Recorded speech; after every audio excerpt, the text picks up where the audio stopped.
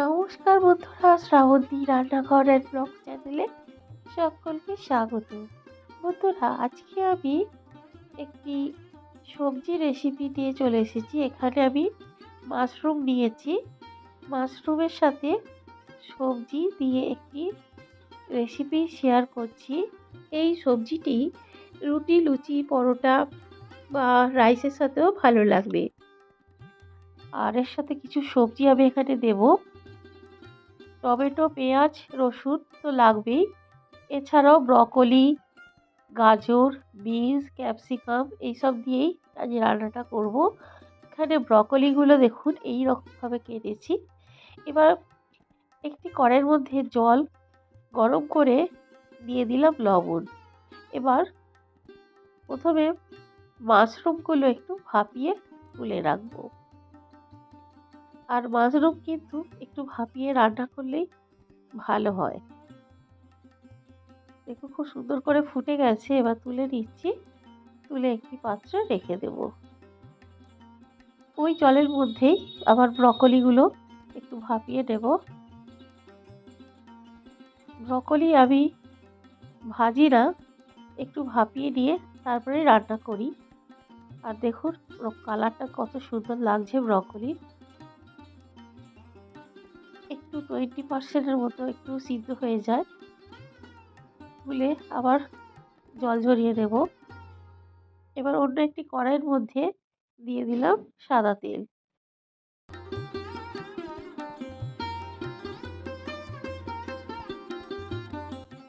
তেল ভালো করে গরম করে এবার কিছু ফোড়ন দিলাম। দিয়ে দিলাম একটা তেজপাতা, 4টে লবঙ্গ, একটা ছোট এলাচ, দারুচিনি 2 টুকরো, আর একটা শুকনো লঙ্কা আর জিরে। এবার ফোড়নটা খুব সুন্দর করে ভেজে নিয়ে দিয়ে দিলাম রসুন কুচি। রসুনগুলো দেখুন একটু লাল করে ভেজে নেব। আমি লম্বা করে করে কেটে নিয়েছি। এবার দিয়ে দিলাম পেঁয়াজ কুচি। পেঁয়াজগুলো একটু লম্বা করে কেটে নিয়েছি। আর সমস্ত সবজিগুলো কিন্তু আমি লম্বা করে কেটেছি। এবার পেঁয়াজটা দেখুন একটু হালকা ভাজা হয়ে গেছে। আর বেশি ভাজবো না। এই পর্যায়েই দিয়ে দিলাম গাজরের টুকরোগুলো।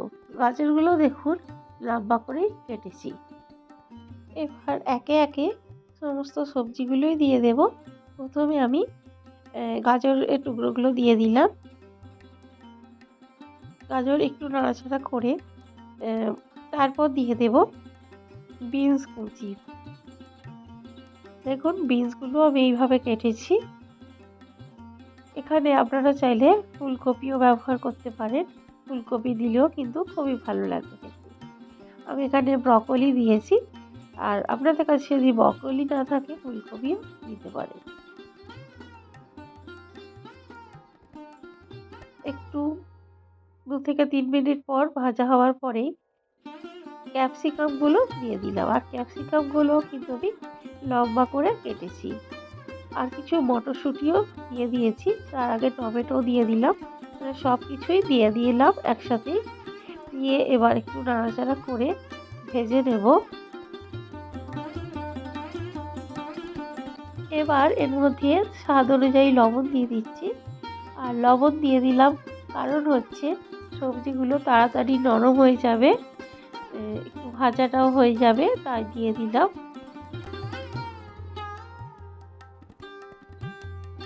এবার মাশরুমগুলো দিয়ে দিচ্ছি।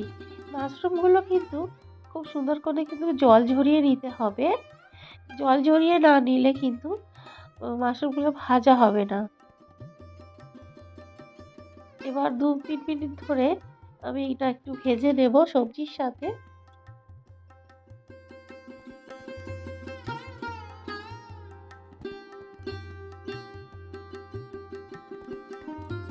এবার এর মধ্যে দিয়ে দিলাম আদা, কাঁচা লঙ্কার পেস্ট 1/2 চামচ। দিয়ে একটু ভালো করে কষিয়ে নেব। যেহেতু রসুন কুচি দিয়েছি তাই আদার সাথে আমি রসুন দিলাম না, শুধু আদা আর কাঁচা লঙ্কার পেস্ট দিয়ে দিলাম। এবার দিয়ে দিচ্ছি ভাপিয়ে রাখা ব্রকলি। এবার ব্রকলিগুলো দিয়ে দিলাম, দিয়ে একটু ভালো করে নাড়াচাড়া করে দিচ্ছি। আর এই সবজিটা কিন্তু খুব বেশি কিছু মশলা লাগে না, খেতে কিন্তু খুবই ভালো হয়। এই শীতের সময় কিন্তু আমরা বাজারে অনেক রকম সবজি, রং বেরঙের সবজি পাই। আর এই রান্নাটা রং বেরঙের সবজি দিয়েই কিন্তু আর মাশরুম করলে আরও ভালো লাগে। আরও কিছুটা আমি লবণ দিয়ে দিলাম। তখন পেঁয়াজের সাথে আর সবজির সাথেও একটু দিয়েছিলাম, মনে হলো একটু কম হবে তাই আরেকটু দিয়ে দিলাম। আর একটু চিনিও দিয়ে দিলাম, মিষ্টির জন্য একটু চিনি দিলাম, স্বাদের ব্যালেন্সটাও ভালো থাকবে, ঠিকঠাক থাকে। দেখুন খুব সুন্দর করে কিন্তু সব সবজির সাথে দিয়ে আর মাশরুমের সাথে মিশিয়ে নিয়ে এবার দুটো কাঁচা লঙ্কা দিয়ে দিলাম। ঝালটা আপনাদের পছন্দ মতো দেবেন, আমি ঝালের পরিমাণটা একটু কমই দিলাম। এবার এখানে আমি একটু গরম জল ইউজ করছি। যে কোনো রান্নায় কিন্তু গরম জল দিলে স্বাদ কিন্তু খুবই ভালো হয়। বেশি দিলাম না, আমি অল্প করে একটু গরম জল দিয়ে দিলাম। এবার এর মধ্যে একটা ভাজা মশলা দেব। এই মশলাটা হচ্ছে জায়ফল, জয়িত্রী, ছোট এলাচ, দারচিনি ড্রাই রোস্ট করে গুঁড়ো করা। এই মশলাটা সামান্য একটু দিয়ে দিলাম। এবার কিছু ধনিয়া পাতা দিয়ে দিলাম।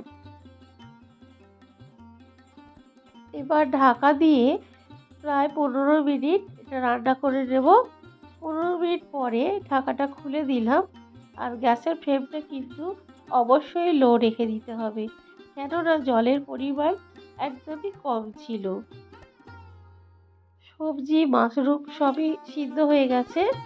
এবার গ্যাসের ফ্লেমটা বন্ধ করে দিলাম।